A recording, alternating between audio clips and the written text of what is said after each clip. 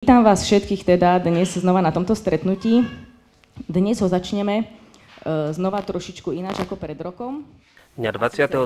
novembra sme mali každoročnú katarínsku kapustnicu, ktorá sa už tradične konala v kultúrnom centre Fontána v Dubravke, kde sme sa len tak pomestili. Zvanej Veľká Morava panoval knieža menom Rastislav. Netradičný začiatok kapustnice spestrilo vystúpenie detí členov. Laura Ocilková nám predniesla úryvok Misia u Slovienov z knihy Cyril a Metod od Igora Strinku. Slovenský ľud nerozumie. Toto za holúbky za vrch stola sedia, smutne pozierajú, málo pijú, jedia. Nie sú to holúbky, lež sú to družičky. Talentovaná spevačka Monika Bačíková nám zaspievala ľudovú pieseň a pieseň Lietajúci Ciprián. Ve svadebnom vienci.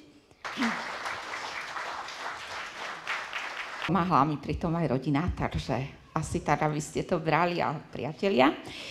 A dovolte mi teraz prihovoriť sa príhovorom autora, ktorého ja mám veľmi rada. Po vystúpeniach sa nám prihovorila hlavná kuchárka kapustnice, pani docentka Anna Neumannová. Salesianského básnika Bruna Ferrera, ktorý síce nerozpráva možno priamo evanjelium, tak ako je napísané, ale rozpráva príbehy, ktoré ľuďom uponáhľaných čias, ako my všetci sme, myslím si, že dajú veľmi veľa. Nech hnutie žije a rastie. Hovorím to aj s takou úprimnosťou, že vidím tu takých, čo ešte nechodia do školy a takých, čo už dávno sú zo školy.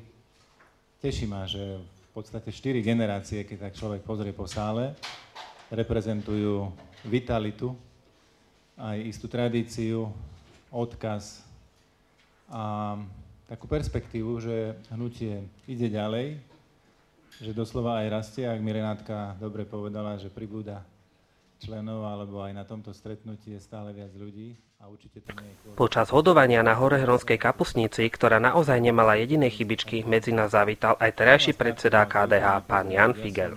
Tu nebýval na týchto kapustniciach, je asi prvou v poradí, lebo to je viac už potom pred Vianocami, ale nedeľu je sviatok, ktorým sa završuje alebo následne otvára adventné obdobie.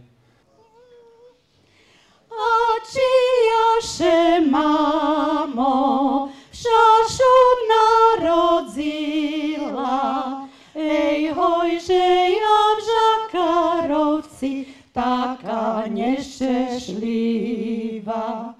Nevšašu, nevšašu. Po príhovore vystúpili aj členky chrámového zboru svätej Cecílie, pani Cautová a Palečková.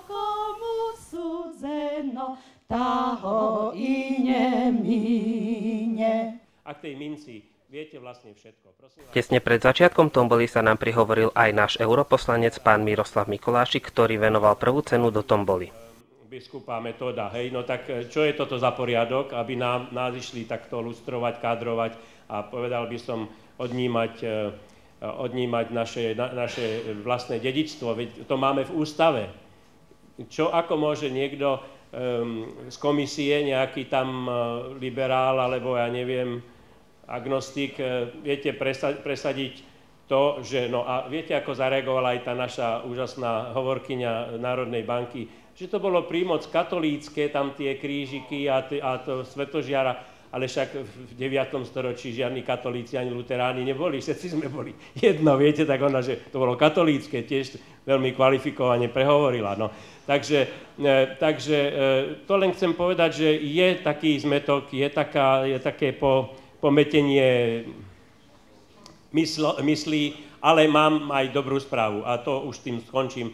Viete, že sme hlasovali o tom, po tom, čo sa uvoľnilo miesto eurokomisára pre zdravotníctvo, ktoré predtým aj potom teda malo právo nominovať členská krajina Malta, tak bol menovaný nový kandidát Tonio Borg sa menuje. A tento človek, kresťan katolík, aktívny, čo chodí do kostola, aj sa spovedá, aj všetko, A hlavná cena od pána europoslanca Miroslava Mikolášika, srdečne ďakujeme za mikrovlnnú rúru. Na záver nášho stretnutia sme losovali tombolu. Výťažok z predaja tomboly bol venovaný rodinám v núdzi. Vyzbieral sa spolu 205 eur. Všetkým darcom zo srdca ďakujeme a už dopredu sa tešíme na budúcoročnú kapustnicu.